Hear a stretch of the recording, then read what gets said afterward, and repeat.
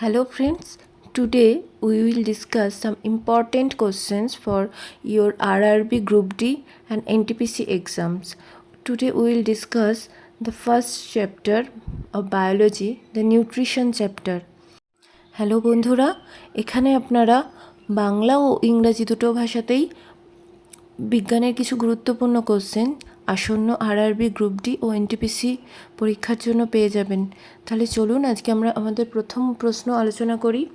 When organisms obtain food from dead and decaying organic matter it's called, যখন জীব মৃত এবং ক্ষয়প্রাপ্ত জৈব পদার্থ থেকে খাদ্য গ্রহণ করে তখন তাকে বলা হয় স্যাপ্রোফাইটিক নিউট্রিশন অথবা মৃতজীবী পুষ্টি। Next question is which organisms depend on saprophytic nutrition? কোন জীব স্যাপ্রোফাইটিক পুষ্টির ওপর নির্ভর করে? Answer mushrooms, bread mould, yeast, Penicillium and various bacteria. উত্তর মাশরুম, ব্রেড মোল্ড, ইস্ট এবং পেনিসিলিয়াম এবং বিভিন্ন ধরনের bacteria. What is the other name of bread mould? Bread মোল্ডের অপর নাম কি? Answer Rhizopus. Next question, what is the other name of mushrooms? মাশরুমের অপর নাম কি? Answer agaricus. When two different organisms live together and benefits each other, this nutrition called, যখন দুটি ভিন্ন জীব একসাথে বাস করে এবং একে অপরের উপকার করে তখন এই পুষ্টিকে বলা হয় সিম্বায়োটিক নিউট্রিশন বা মিথজীবী পুষ্টি। What is lichen? লাইকেন কি? Lichen is a composite organism due to symbiotic association between fungus and algae. Lichen একটি যৌগিক জীব ছত্রাক এবং শৈবালের মধ্যে সিম্বিওটিক সংযোগের কারণে। Next question is what are the examples of symbiotic nutrition? Symbiotic নিউট্রিশনের উদাহরণ কি কি? অ্যান্সার লাইকেন, যেটা অ্যালগি এবং ফাঙ্গাস এই দুটোর একত্রিতে তৈরি হয়েছে।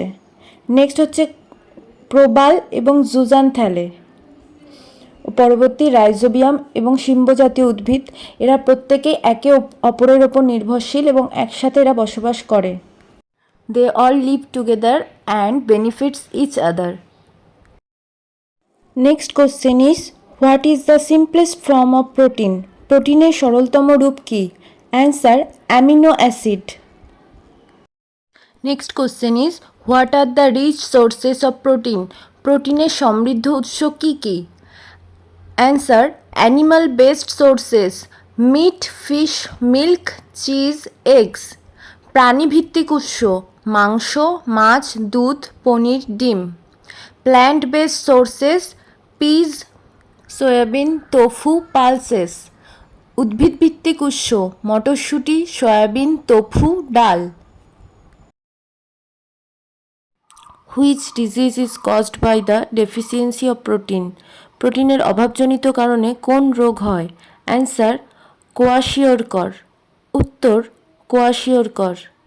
Which protein is found in hair, nails and skin? চুল, নখ এবং ত্বকে কোন প্রোটিন পাওয়া যায়? Answer keratin. উত্তর keratin. Next question is which protein is found in muscles? পেশিতে কোন প্রোটিন পাওয়া যায়? Answer myosin. উত্তর myosin. Next question which protein is found in skin, bones and cartilage? ত্বক, হাড় এবং তরুণাস্থিতে কোন প্রোটিন পাওয়া যায়? Answer collagen. উত্তর collagen. Next question is which protein is found in red blood cells? লোহিত রক্তকণিকায় কোন প্রোটিন পাওয়া যায়? Answer haemoglobin. উত্তর haemoglobin. Next question is which protein is found in milk? দুধে কোন প্রোটিন পাওয়া যায়? Answer casein. উত্তর কেসিন।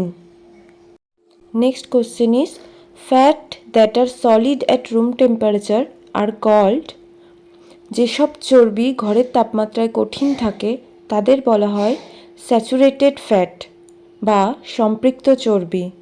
এক্সাম্পল বাটার, ঘি, রেড মিট অ্যান্ড চিজ। উদাহরণ মাখন, ঘি, লাল মাংস এবং পনির। Next question is fat that are liquid at room temperature is called যেসব চর্বি ঘরের তাপমাত্রায় তরল থাকে তাকে বলা হয় আনস্যাচুরেটেড ফ্যাট বা অসম্পৃক্ত চর্বি। Example soybean oil, sunflower oil, fish oil. Soybean তেল, সূর্যমুখী তেল এবং মাছের তেল।